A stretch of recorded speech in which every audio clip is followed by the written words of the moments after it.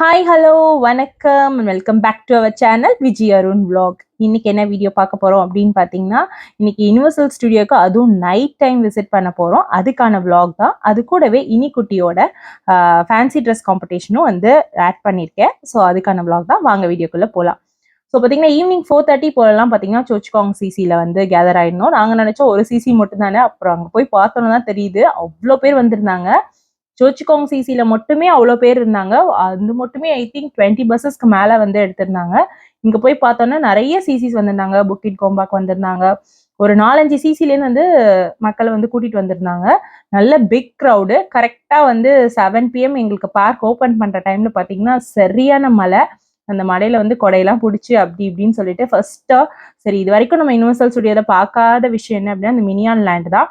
So அதுக்காக வந்து போயிருந்தோம். அது போனதுக்கு அப்புறம் ஒவ்வொரு ரைடா வந்து எல்லாருமே வந்து போக ஆரம்பிச்சோம். நானே வந்து இனிக்குட்டியை கூட்டிட்டேன். ஹன்விதாவும் அவங்க டேடியும் சேர்ந்து மற்ற ரைட்ஸ்க்குலாம் வந்து போனாங்க. ஸோ இதுக்கு வந்து எவ்வளோ சார்ஜ் பண்ணாங்க அப்படின்னு பார்த்தீங்கன்னா, யூஸ்வலா யுனிவர்சல் ஸ்டுடியோக்கு வந்து நம்மளுக்கு வந்து ஹோல் டேக்கு வந்து அரௌண்ட் $80 கிட்டத்தட்ட வரும்.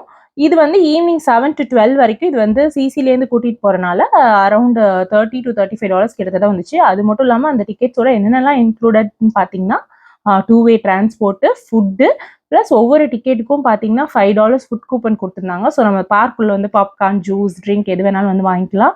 அது மட்டும் இல்லாமல் குட்டி பேக்கில் பார்த்தீங்கன்னா அம்பர்லா, டிஃபன் பாக்ஸ், அப்புறம் ஹேண்ட் ஃபேன் அப்படின்னு சொல்லிட்டு நல்ல ஒரு பிக் குட்டி பேக் வந்து கொடுத்துருந்தாங்க.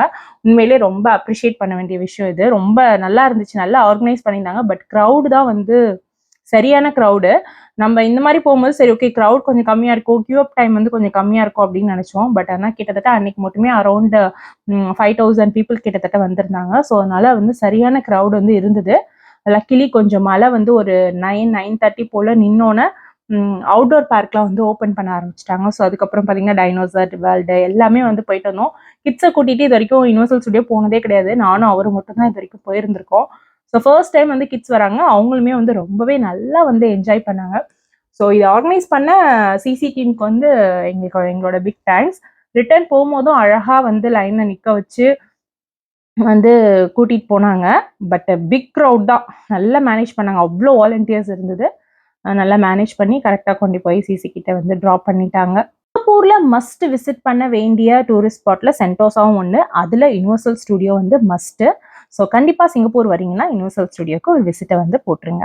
நெக்ஸ்ட் பார்த்தீங்கன்னா இனிக்குட்டிக்கு வந்து ஒரு ஃபேன்சி ட்ரெஸ் காம்படிஷன் ஸ்கூல்லேருந்து வந்து கூப்பிட்டுருந்தாங்க. அது வந்து இன்டர் ஸ்கூல்ஸ் காம்படிஷன். ஸோ யூஷூன் ஸ்கூல்ல தான் வந்து நடந்தது.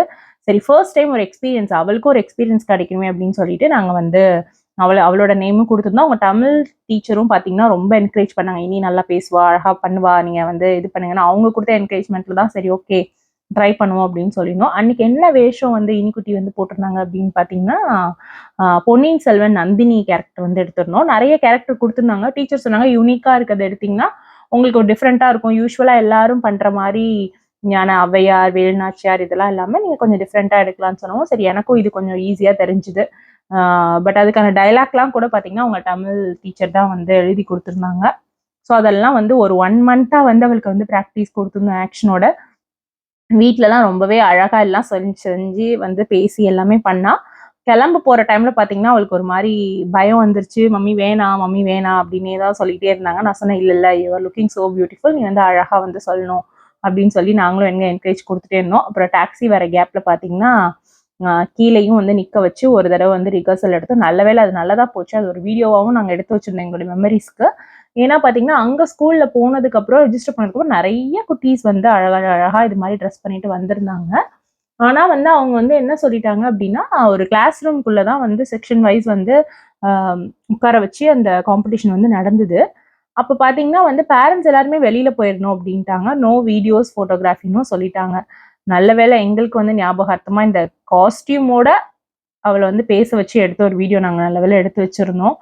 ஸோ அது வந்து எங்களுக்கு ஹெல்ப்ஃபுல்லாக இருந்தது. அன்னைக்கான நாங்கள் எங்களுக்கு வந்து அவளை வந்து பார்க்க முடியலையேன்ற வருத்தமும் வந்து இருந்துச்சு.